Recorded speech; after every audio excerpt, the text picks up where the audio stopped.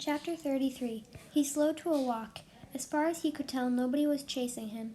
He could hear voices coming from back by the truck, but couldn't make out the words. Occasionally, he'd hear the revving of the engine, but the truck wasn't going anywhere anytime soon. He headed in what he thought was the direction of the Big Thumb. He couldn't see it through the haze. Walking helped him calm down and allowed him to think clearly. He doubted he could make it to the Big Thumb, and with no water in his canteen, he didn't want to risk his life on the hope that he'd find refuge there. He'd have to return to camp. He knew that.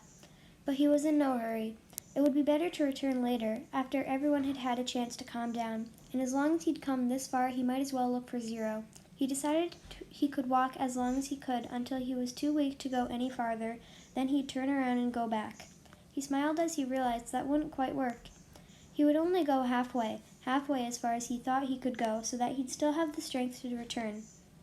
Then he'd have to make a deal with the warden, tell her where he found Kate Barlow's lipstick tube, and beg for mercy.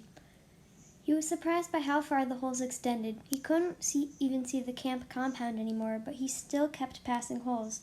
Just when he thought he'd passed the last hole, he'd come across another cluster of them, a little farther away. Back at the compound, they had dug in a systematic order, row upon row, allowing space for the water truck. But out here there was no system. It was as if every once in a while, in a fit of frustration, the warden would just pick a spot at random and say, "What the heck, dig here." It was like trying to guess the winning numbers in a lottery.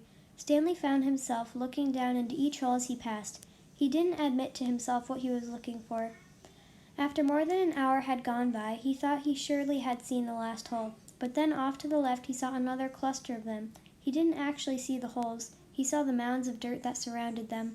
He stepped over the mounds and looked into the first hole. His heart stopped. Down at the bottom was a family of yellow spotted lizards. Their large red eyes looked up at him. He leapt back over the mound and ran.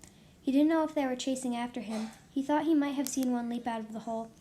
He ran until he couldn't run any farther, then collapsed. They hadn't come after him. He sat there a while and caught his breath. As he got back to his feet, he thought he noticed something on the ground, maybe 50 yards away. It didn't look like much, maybe just a big rock, but in a land of nothingness, any little thing seemed unusual. He slowly walked towards it. The encounter with the lizard had made him very cautious. It turned out to be an empty sack of flower seeds. He wondered if it was the same one that Magnet had stolen from Mr. Sir, although it didn't seem likely. He turned inside out and found one seed stuck to the burlap. Lunch.